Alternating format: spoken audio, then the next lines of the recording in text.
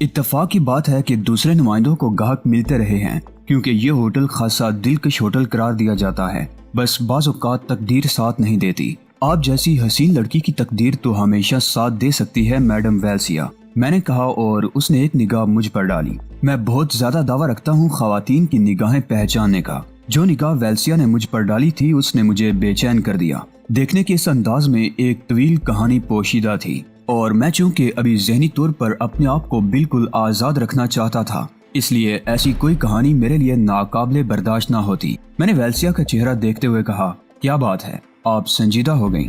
Sir, कुछ कहना चाहती हूँ आपसे, अगर आप बुरा ना माने, उसने कहा। उसके लहजे में उदासी घुली हुई थी। वैसे मुझे जिंदगी में बहुत सी चालाक लड़कियों से साबका भी पड़ा था जिन्होंने अपनी कहानियों के जरिए मुझे चक्कर में फंसा था, लेकिन अब उसे मैं अपनी खुशकिस्मती ही कह सकता हूँ कि शायद ही ऐसे एक दो मौके आए हों जब मैं किसी चक्कर में फंसा हूँ। चक्कर खुद ब खुद मुझ पर उयां हो जाते थे।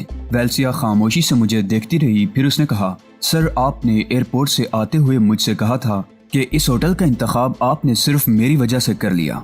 हाँ मिस वेल्सिया, दर हकीकत ये इंसानी फितरत की कुछ कमजोरियां हैं और मैं भी इन्हीं कमजोरियों का शिकार हूँ। आप मेरे सामने पहुंची, मुझे पसंद आई और आपने जिस होटल का नाम लिया मैंने उसी में कयाम के बारे में फैसला कर लिया। सर, दर हकीकत इंसानी जिंदगी कुछ ख्वाहिशात ही का नाम है, लेकिन बाज़ औक़ात इंसान को किसी जगह थोड़ी सी नाकामियों का सामना भी करना पड़ता है। मैंने अपने आप को आपके सामने गाइड के तौर पर पेश किया। मैंने होटल तक लाने के लिए आपका नुमाइंदा बनना पसंद किया, लेकिन सर, एक ऐसी बात कहना चाहती हूँ जिससे आप जरूर नाराज हो जाएंगे। नहीं मिस वेल्सिया, आप बेधड़क रहें। सर, मैं बुरी लड़की नहीं हूँ। अगर आप ये चाहें कि मुआवजा देकर या बिला मुआवजा या किसी भी ऐसे एहसास के तहत आप मुझे अपनी तन्हाइयों के लिए हासिल कर लें तो ये मुमकिन नहीं होगा। उसका लहजा बेहद उदास था और उससे एक ऐसा खौफ टपक रहा था जिससे मुस्तकबिल के अंदेशे वाज़े होते थे, मगर उसके ये अल्फाज ना जाने क्यों मेरे दिल तक जा पहुंचे थे। मैंने इस बात का बिल्कुल बुरा नहीं माना। वो ऐसी निगाहों से मुझे देख रही थी जैसे मैं उसे खड़े खड़े कमरे से बाहर निकाल दूंगा, लेकिन मैंने उसे दिलासा देते हुए कहा, मिस वेल्सिया, बराए करम आप अपने इन अल्फाज की वजाहत करें। दरअसल सर, मैंने अपनी माँ से वादा किया है कि मैं बुराई के रास्ते नहीं अपनाऊंगी और कोई भी ऐसी रकम उसे ले जाकर नहीं दूंगी जो मेरे जिस्म का बदल होगी। मैं सनसनी का शिकार हो गया था। बहुत बड़े अल्फाज थे ये, एक ऐसे मुल्क में जहाँ जिंदगी बहुत आगे की चीज थी। ये अल्फाज सुनने में बड़ी हैरान कुन बात थी। मैंने दिलचस्पी लेते हुए कहा, मैं कुछ और तफसील जानना चाहता हूँ मिस वेल्सिया। आप बोर नहीं हुए मेरी ये बात सुनकर? नहीं, बिल्कुल नहीं, और इसकी एक वजह है। बता सकते हैं सर? उसने लजाजत से पूछा। हाँ, शायद तुम्हें अंदाजा हो कि मैं किस मुल्क का बाशिंदा हूँ। जी सर, आप एशियाई हैं। सिर्फ एशियाई नहीं बल्कि मेरा ताल्लुक एक ऐसे मुल्क से है जहाँ के बारे में कुछ रिवायात हैं। खैर छोड़ो इन तफसीलात को। मैं तुमसे ये कहना चाहता हूँ कि हमारे यहाँ ऐसे इक़दार बहुत ज्यादा राज हैं और इन्हीं पर हमारी जिंदगी का दारोमदार है। मैंने उन बातों का बिल्कुल बुरा नहीं माना। सर, दरअसल मेरा ताल्लुक एक अच्छे खानदान से है। मेरा बाप पुलिस ऑफिसर था, एक नेक नाम और ऐसा पुलिस ऑफिसर जो बुराइयों के खिलाफ अमल करता था, बुराइयों में खुद नहीं शामिल होता था। लेकिन सर, ऐसे लोग इस दौर के लिए नाकाम लोग तस्वुर किए जाते हैं और मेरे बाप ने सारी जिंदगी नाकाम रहकर गुजारी। मेरी 3 छोटी बहनें हैं, कोई भाई नहीं है मेरा, और हम लोग अपने मुस्तकबिल के लिए जिद्दोजहद कर रहे हैं। मेरे पुलिस ऑफिसर बाप को कत्ल कर दिया गया क्योंकि वो एक बहुत बड़े आदमी के काम नहीं आया था और उसके बाद उन लोगों की दुश्मनी खत्म हो गई। लेकिन हमारे लिए जिंदगी बहुत तल्ख हो गई। हमारे यहाँ इक़दार का राज था और जब हालात ऐसे हो गए कि हम बहुत गुर्बत ज़दा लोगों में शुमार होने लगे तो बहालते मजबूरी मुझे और मेरी एक बहन को मंजरे आम पर आना पड़ा। मैंने अभी जो आपसे अर्ज किया था ना कि मैं एक गाइड आपको दे सकती हूँ, वो मेरी बहन ही थी। लेकिन अगर मैं आपके काम आ सकूँ तो मुझे बड़ी खुशी होगी, बशर्ते कि इस तमाम तफसील के बाद भी आप मुझे कबूल कर लें। तो सर, मेरी माँ ने बड़ी मुश्किल से मुझे मुलाजमत की इजाज़त दी। मैंने कई जगह मुलाजमत के लिए कोशिश की। एक जगह मुझे मुलाजमत मिल गई, लेकिन उसके एवज मुझे वही सब कुछ करना था जिसके लिए मुलाजमत जरूरी नहीं होती, बल्कि इसके तो बेशुमार वसाइल होते हैं। चुनाचे मैंने चंद रोज के बाद वो मुलाजमत छोड़ दी। दूसरी तीसरी मुलाजमत भी कुछ इसी किस्म की निकली और मैं बददिल हो गई। लेकिन घर के हालात इस बात का तकाजा करते थे कि मुझे कुछ न कुछ करना चाहिए। माँ से मैंने वादा किया था क्योंकि वो मुझे मुलाजमत पर भेजने के लिए तैयार नहीं थी, लेकिन मैंने उसे यकीन दिलाया था कि मैं जिस तरह हूँ उसी तरह रहूंगी और अगर कभी हालात ऐसे हो गए कि मुझे अपने ज़मीर को कत्ल करना पड़ा तो मैं ज़मीर को कत्ल नहीं करूंगी। ये वादा मेरी माँ ने मुझसे लिया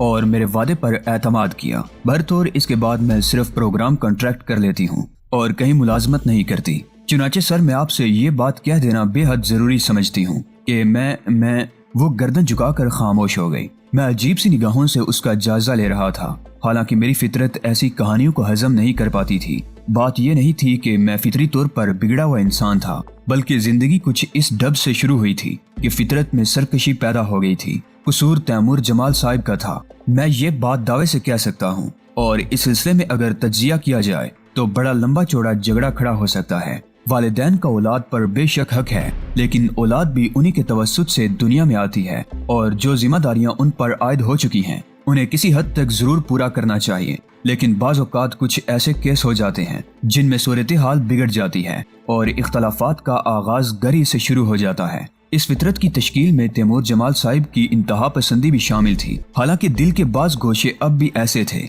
जिनसे मैं खुद नावाकिफ था। मसलन ये कि वेल्सिया की कहानी गो मेरे लिए नापसंदीदा थी, इस लिहाज से कि एयरपोर्ट से इस होटल तक आने में सिर्फ वेल्सिया की दिलकशी का हाथ था और इसके बाद उनकी तमाम ख्वाहिशात का एहतराम भी उन्हीं की वजह से था।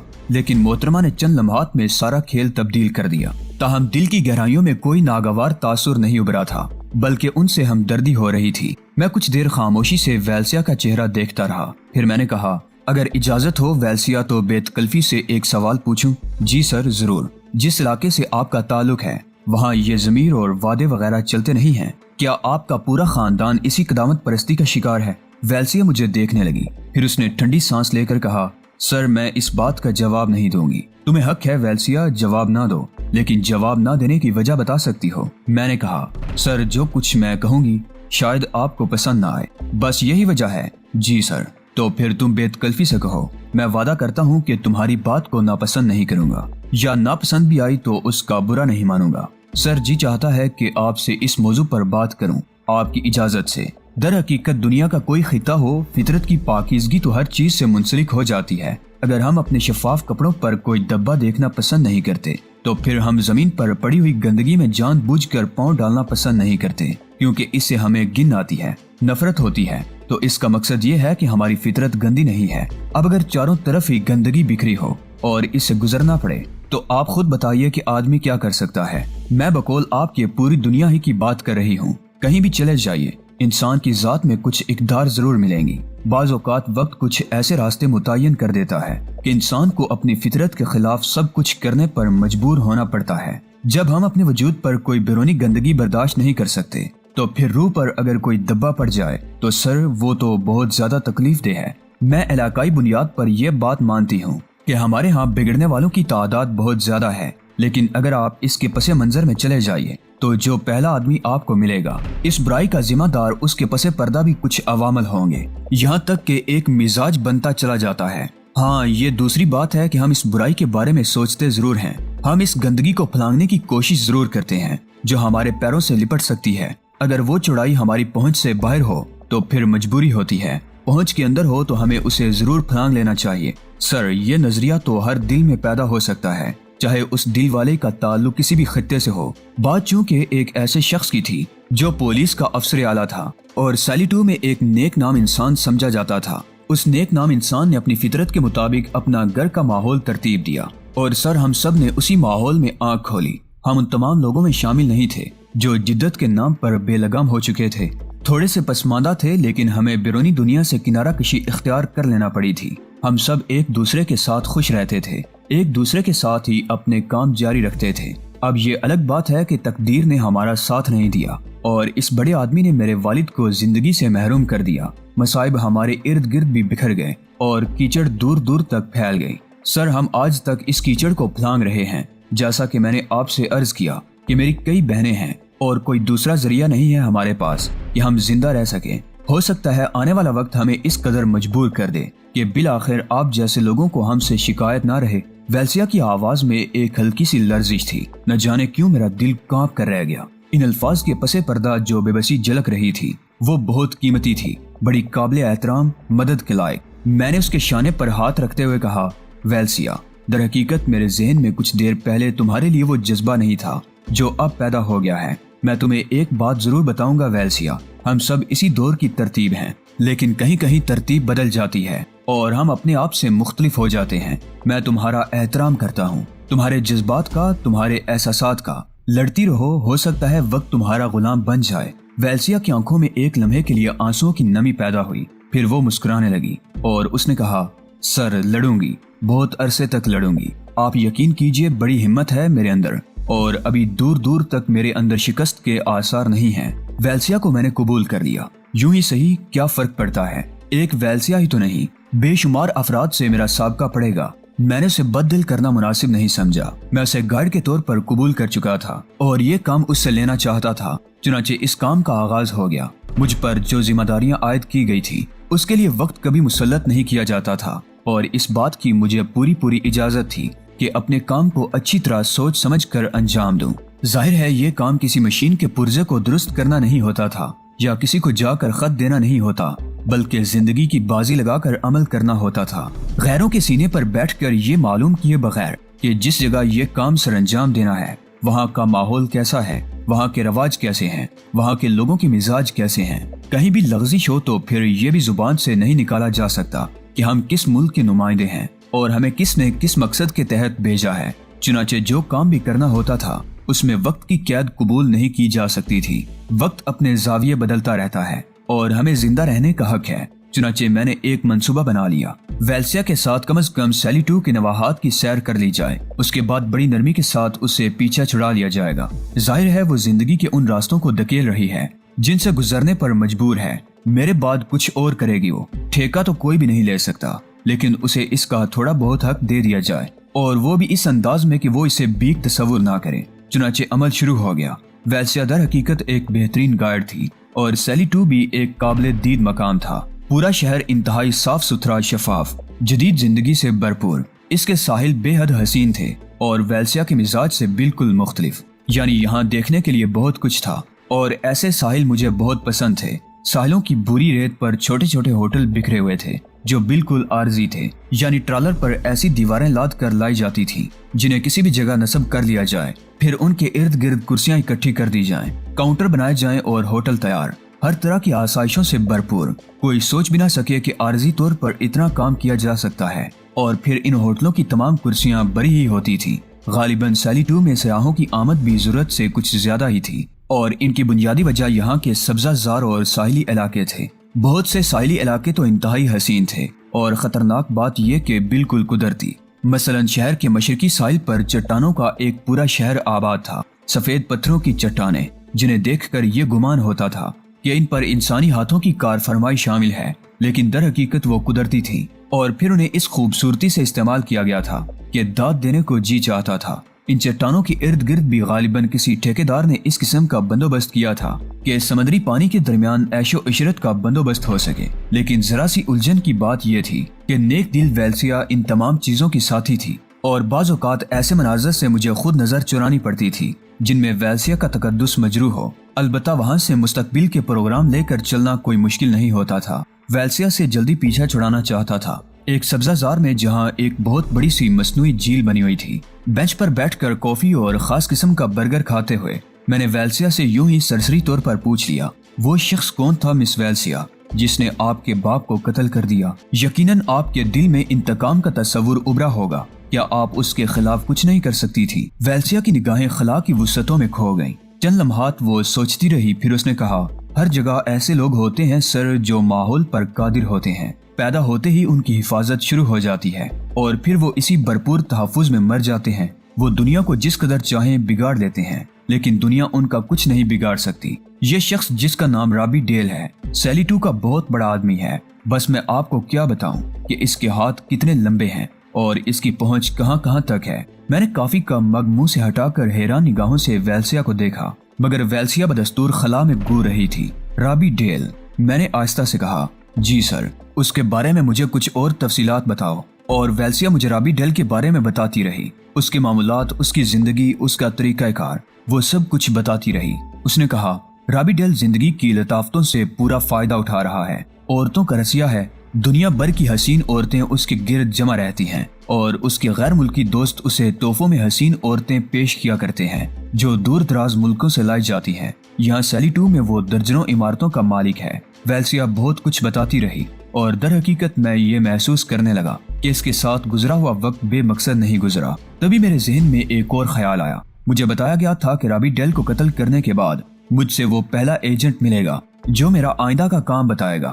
کم از کم رابی ڈیل کو قتل کرنے تک میں ہر نگاہ سے محفوظ ہوں۔ اگر کوئی میری نگرانی بھی کر رہا ہے تو مجھے اس سے کوئی غرض نہیں تھی۔ اگر اس وقت معاون کے طور پر ویلسیا کو ساتھ رکھ لوں تو کیا حرج ہے؟ ایک انوکھا منصوبہ میرے ذہن میں بننے لگا۔ میں نے ویلسیا سے کہا، ویلسیا، رابی ڈیل کے بارے میں اگر زیادہ سے زیادہ جاننا چاہا جائے تو اس کے لیے کیا طریقہ کار اختیار کیا جا سکتا ہے؟ ڈونیزل کلب۔ کیا مطلب؟ ڈونیزل کلب اول تو رابی ڈیل کی ملکیت ہے، دوم یہ کہ وہ اگر ملک سے باہر نہ ہو تو پھر رات کو 2 بجے تک ڈونیزل کلب ہی میں پایا جاتا ہے۔ 2 بجے کے بعد شاید وہ اپنے گھر چلا جاتا ہو۔ ہاں، شام کو 5 بجے وہ ڈونیزل کلب میں داخل ہو جاتا ہے، اور اس سے پہلے کہاں رہتا ہے اس کے بارے میں کوئی تفصیل نہیں معلوم۔ ہو سکتا ہے کہ اپنے ہی گھر میں ہوتا ہو۔ اس کے مشاغل کیا کیا ہیں کافی حد تک تو آپ کو بتا چکی ہوں سر۔ ویسے اس کا بہترین مشغلہ پانی ہے۔ کیا مطلب؟ وہ پانی میں رہنا پسند کرتا ہے۔ ڈونیزل کلب کا سوئمنگ پول غالباً دنیا کے بہترین پولز میں سے ایک ہے اور خاص لوگوں کے لیے کھلا ہوتا ہے۔ ویسے ڈونیزل میں 4 سوئمنگ پول ہیں، جن میں چوتھا وہ ہے، 3 عام لوگوں کے لیے ہیں اور 1 مخصوص لوگوں کے لیے۔ اگر وہ ڈونیزل میں ہوتا ہے تو پھر سوئمنگ پول میں ہی نظر آتا ہے یا پھر تفریح کے کچھ لمحات ساحل سمندر پر گزارتا ہے۔ یہ ہے اس کی زندگی۔ مگر سر، آپ کو اس شخص سے بہت دلچسپی محسوس ہوئی، خیریت؟ نہیں، خیریت نہیں ہے ویلسیا، میں نے سرد لہجے میں جواب دیا، اور ویلسیا سوالیہ نگاہوں سے مجھے دیکھنے لگی۔ کچھ بتانا پسند کریں گے سر؟ ابھی نہیں، مجھے سوچنے دو، میں نے کہا، پھر اپنی کافی کے چھوٹے چھوٹے گھونٹ لے کر اسے ختم کرنے لگا۔ میرا ذہن در حقیقت منصوبے سوچ رہا تھا۔ دلچسپ بات تھی، واقعی بہت دلچسپ بات تھی کہ ویلسیا کسی طور صحیح اس سے منسلک نکلی۔ کچھ دیر کے بعد جب ہم اپنے ہوٹل واپس پہنچے اور ویلسیا نے ایک ذمہ دار لڑکی کی طرح میرا بستر وغیرہ درست کیا اور میری ضروریات کی تمام ترکیبیں کر ڈالیں تو اس نے مجھ سے واپسی کی اجازت مانگی۔ میں نے اسے کہا، کچھ دیر رکنا ہوگا تمہیں ویلسیا؟ جی سر، اگر کوئی کام ہے تو مجھے کوئی اعتراض نہیں ہے۔ آپ کو علم ہے کہ آج کل میں صرف آپ کے لیے مخصوص ہوں۔ ان الفاظ کے ساتھ ہی خود اس کے اپنے چہرے پر شرم کے آثار پھیل گئے۔ جو الفاظ اس نے کہے تھے غالباً ان کا مفہوم اس کے ذہن میں آ گیا تھا، تاہم چونکہ میں اسے اس طرف سے ذہن سے نکال ہی چکا تھا، اس لیے میں نے نہ اس کے چہرے کے تاثرات کو پسندیدگی کی نگاہ سے دیکھا، نہ اس کی اس کیفیت کو خاص طور سے محسوس کیا۔ میں نے اسے بیٹھنے کے لیے کہا اور خود بھی اس کے سامنے بیٹھ کر آہستہ سے بولا، میں نے تم سے ایک سوال کیا تھا ویلسیا، کیا تمہارے دل میں کبھی رابی ڈیل کے خلاف انتقام کا جذبہ نہیں پیدا ہوا؟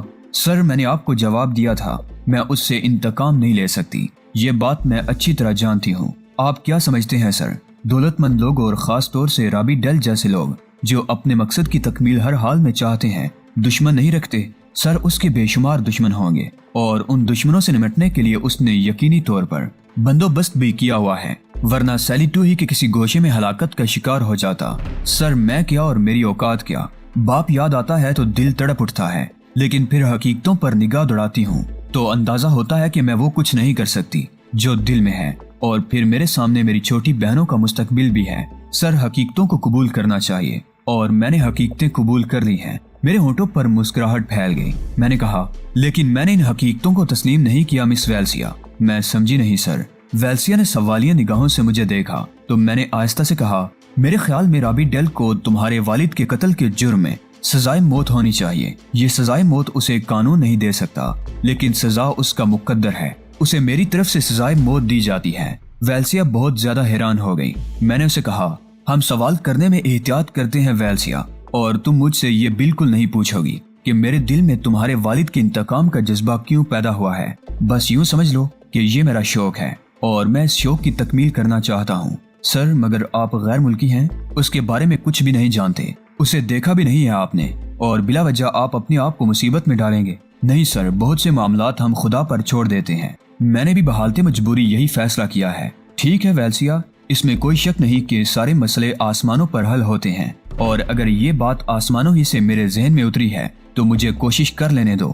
ناکام ہوا تو تم سے اعتراف کر لوں گا، لیکن کوشش کرنے میں کوئی حرج نہیں ہے۔ سر، آپ میرے دل میں ایک بار پھر وہ احساس جگائے دے رہے ہیں جس نے مجھے طویل عرصے بے چین رکھا ہے۔ ایک زمانے میں میری بھی دلی آرزو تھی کہ رابی ڈیل کو ہلاک کر دوں، لیکن جب میں نے صورتحال کا جائزہ لیا اور کافی وقت برباد کرنے کے بعد یہ نتیجہ نکالا کہ رابی ڈیل تک پہنچ میرے لیے ممکن نہیں ہے سوائے اپنی جان کھونے کے، اور اس کے بعد ظاہر ہے میرے اپنے خاندان کو بھی تحفظ حاصل نہیں ہوگا، کیونکہ ایک ناکام قاتلانہ حملہ کرنے کے بعد جو اثرات مرتب ہوں گے وہ براہ راست میرے خاندان تک پہنچیں گے۔ رابیڈل میرے والد کی موت کے بعد ہم لوگوں کو بھول گیا ہے، اسے دوبارہ یاد دلانا ہوگا کہ اس کے دشمن کون تھے۔ تمہیں اس سلسلے میں صرف ایک کام کرنا ہے، مجھے رابیڈل سے روشناس کرا دو۔ یہ کام تو بالکل مشکل نہیں ہے، لیکن وہ بے چین نگاہوں سے مجھے دیکھنے لگی تو میں نے اس کا شانہ تھپتھپاتے ہوئے کہا، اب تم جاؤ، بہت دیر ہو چکی ہے۔ بمشکل تمام میں ویلسیا کو واپس بھیجنے میں کامیاب ہو سکا اور اس کے بعد دیر تک اس سلسلے میں منصوبہ بندی کرتا رہا۔ دوسرے دن ویلسیا معمول کے مطابق میرے پاس پہنچ گئی۔ اس نے پھیکی سی مسکراہٹ کے ساتھ کہا، سر ساری رات نیند نہیں آئی، آپ میری آنکھوں سے اس کا اندازہ لگا سکتے ہیں۔ ہاں، تمہاری آنکھوں میں نیند کے گلابی ڈورے بہت خوبصورت لگ رہے ہیں ویلسیا۔ نہیں سر، میرا یہ مقصد نہیں تھا، اس نے پھر شرماتے ہوئے کہا۔ ٹھیک ہے، میں جانتا ہوں تمہیں میری باتیں یاد آتی رہی ہوں گی، مگر شاید تمہیں حیرت ہو کہ میں نے بھی آدھی رات تک جاگتے ہوئے اسی موضوع پر سوچا ہے اور یہ فیصلہ کیا ہے کہ اگر تم میرا ساتھ نہ بھی دو تب بھی مجھے یہ کام کرنا ہے۔